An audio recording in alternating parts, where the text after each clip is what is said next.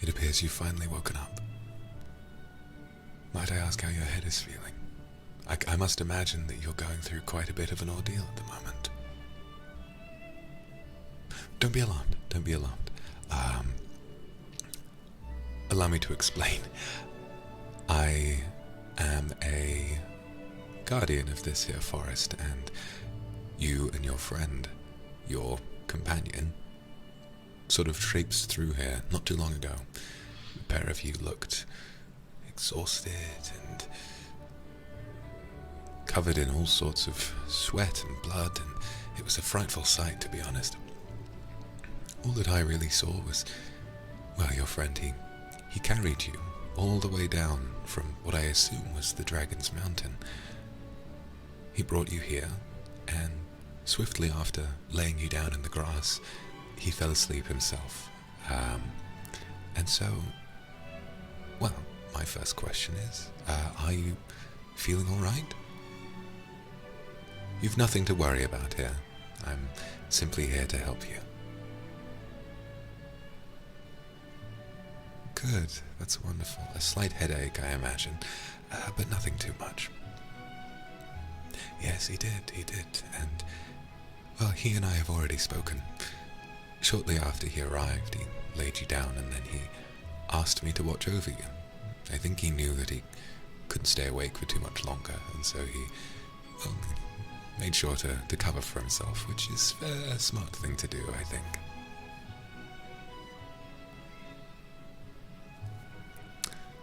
But I have a feeling you have an aura to you, my child. There is something about you that worries me. You seem caught up and, I might say, stressed by a lot of different things that might have happened previously.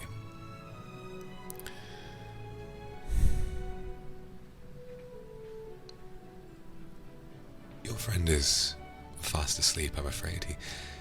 He is deep within some strange dream, and, well, I feel as though we shouldn't wake him for a while.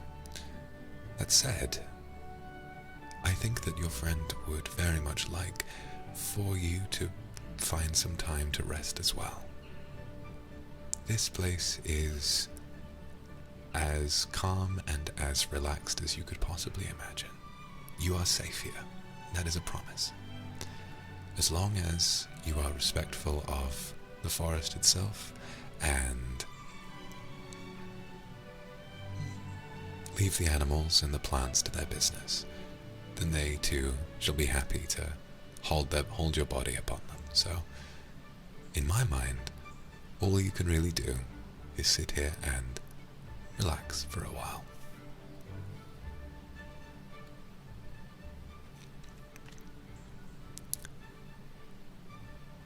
Yes, I'm very glad that your friend felt as though he could relax for a while. No. There are no dragons here. There is the Dragon's Mountain, but you two must have walked for quite a while. Or is it your friend who walked for quite a while? He really did. It must have been. His legs were shaking, and his voice was quiet and soft. But all the time his only true concern was for your safety, and to honor him, I am taking over duties, alright? For the next few hours, you'll be in the company of me, the guardian of this here forest, and hopefully after a short amount of time, you'll feel a little bit better. There is something about your demeanor that carries a tremendous sadness, if that makes sense. It's my hope that I can ease just a little bit of that suffering. I watch over the nature in this forest. I make sure that it's safe, and I make sure that no one is here to challenge it. But truthfully, I think that any humans who pass through this forest are a part of that nature. And so, similarly, my job is to protect you too. Okay? So, what is it then, my sweet? What is it that would tickle your fancy at the moment? Would you like to listen to a song? Would you like to hear a story?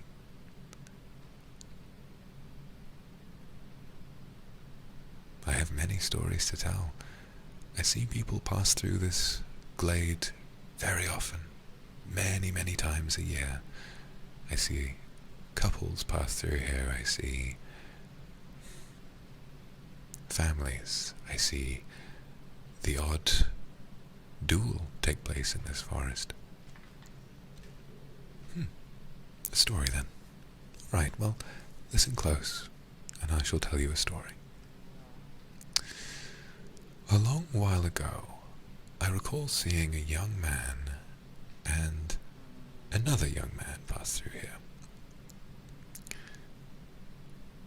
They were walking hand in hand for quite a long time and traipsing through the grass with what I think, it was difficult to say whether their urgency was of abandonment or whether it was of fear. It's difficult to say.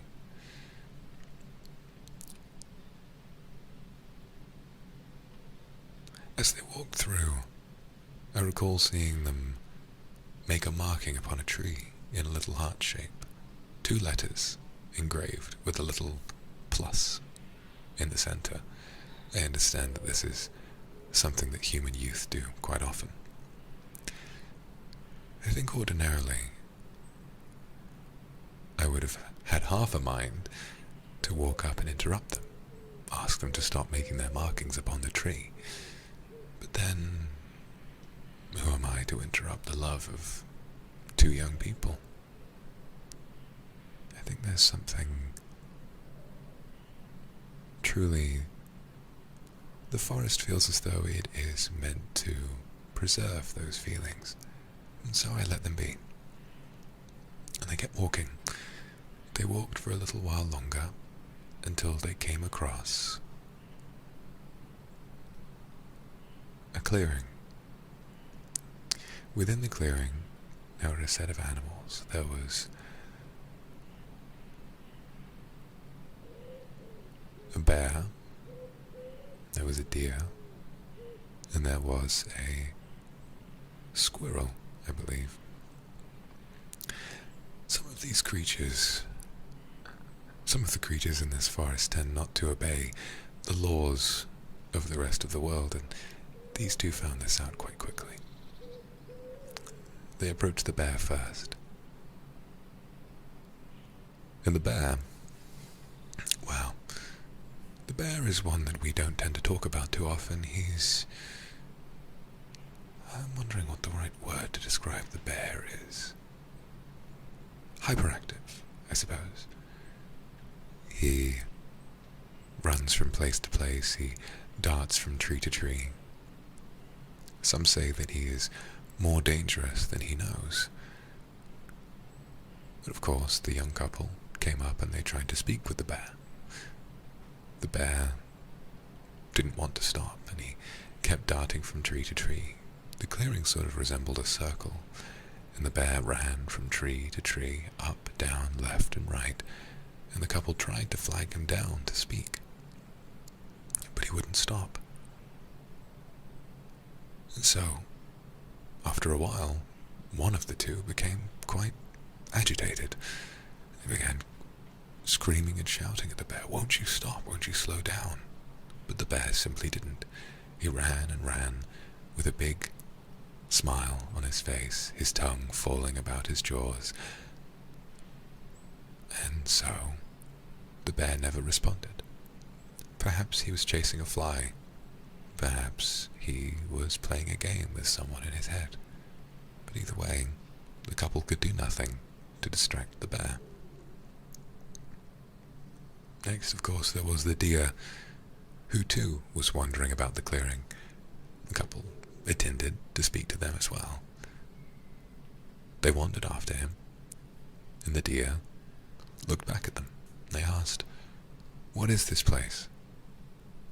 which way is back to our city? Do you know? And the deer just looked at them. It ruffled its ears, blinked slowly with those oily black eyes, and then it turned around and it wandered off into the forest. Now the other of the two, the smaller of the two, he ran off and tried to grab the deer again and ask, "How dare you turn away from me? Tell me which way to go." But the deer kept wandering off into the forest. And so the two reunited and decided, well, perhaps the deer doesn't know. And so, after that, the one remaining animal they could speak with was the squirrel. They went to ask the squirrel a question. And the squirrel was remarkably calm.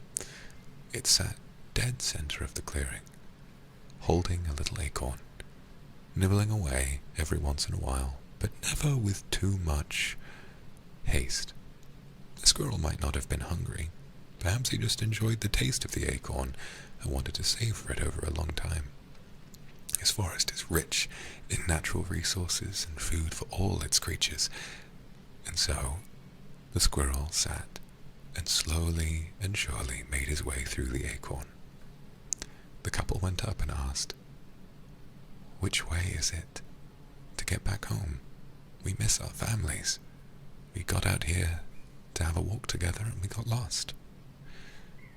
But the squirrel looked up with no fear, did not run back into the trees. He looked up and he smiled, and then he returned to his acorn. The couple were furious, and they looked down at the squirrel, and one of them, the taller of the two, he made a start, and he tried getting the attention of the squirrel. He said, "Hey! How dare you turn your back on us? Tell me which way to go." But the squirrel, with no fear in its eyes, looked up, smiled, and went back to his acorn. Now after this, the two were ensconced. These two felt a tremendous sense of fear and panic. However shall we get out of this forest now? It's so long and winding, and no one seems to want to tell us how to get home. And they walked, and they walked, and they walked until their feet could walk no more, and when their feet could walk no more, they slept. And after they'd slept, they stood up and walked some more.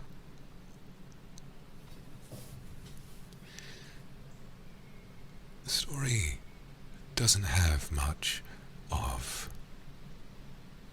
an ending per se, but essentially I watched them. Every day they woke up, went to sleep, woke up and went to sleep again. They were never attacked by a creature, and they were never short of food. Eventually, as they walked, they found trees, they found food, they found other animals who, like the bear, deer, and squirrel, simply let them be. They never spoke. They never roared or cried or attacked them for food. They simply let them be. And after a week or so, the couple just found their way out on their own. They walked, and walked some more, and then eventually, they found their way free. Like the squirrel, who slowly tended to his acorn, the bear, who ran around the clearing with no clear objective in mind, and the deer, who slowly made his way back into the forest, the two found that as long as there is no danger, and as long as no one shows you strife, there is truly no need to rush. And I watched as they wandered the forests. I watched as each passing day they became more and more happy. For the first couple of days, they didn't speak much to one another. They walked and walked and walked, and before long, they began to argue and bicker and slept on opposite sides of a clearing. But then, after a while, they woke up and began to talk to one another again. When they found food, they shared it. When they met animals, instead of begging them for directions, they pet them on the heads and went their merry way. And in the end, now I don't know the pair of them, but I do have quite a keen eye for connection, I suppose.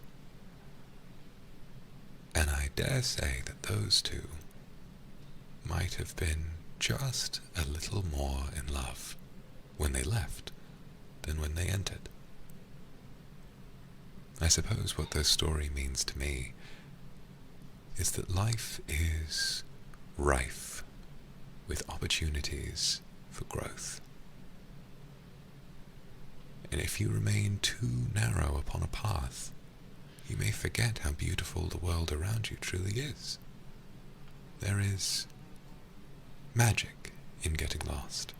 There is healing in places you would never expect to find it. Where first they arrived and felt trapped and afraid by the forest, shortly after, they found this place like a home, all because they allowed themselves to take things a little slower. I heard word from a little birdie that shortly after escaping the forest, the pair of them were married. And I suppose that's the end of that story. It's the first one that I tell a lot of visitors who spend time in my forest, as, well, it can be a problem when people come with ideas about where to go and how far they want to run. Truly, I don't think there could be a safer place on this earth. Every animal here has enough food to eat for decades, and yet they never eat more than they deserve, nor more than they need.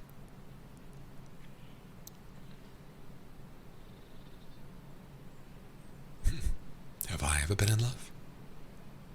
It's a wonderful question. I think I have. There are many who pass through here. Some of them I find quite beautiful.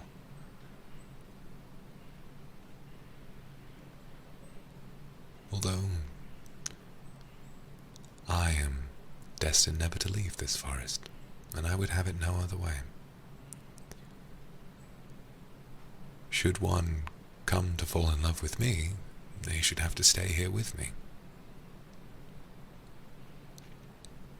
I don't suppose anyone with much of a life outside would want for that, but you never know. Lonely? No. Ever since I was born here, I have never once been lonely. I speak in the common tongue with outsiders, but I also speak with the animals here. I'm a friend to them, and I'm a friend to the trees too. They're all that I desire. They're all that I need for company. Truly, I feel as though I would die sooner if I lived without this forest. The crunch of the dirt beneath my feet,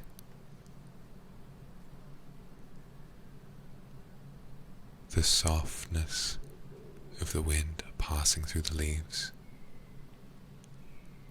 the gentle chirp of little birds. They're all I need to be happy. And you should know that I feel no sense of haste in finding love either. I am a very, very, very old creature, That ought to be a fun game. Tell me, how old do you think I am? Rough estimate. If you can guess close enough, I'll tell you another story. In fact, I think I'll tell you the story of one who I did fall in love with.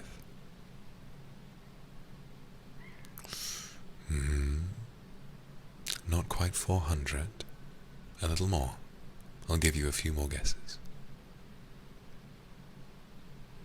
2000. Still a little higher.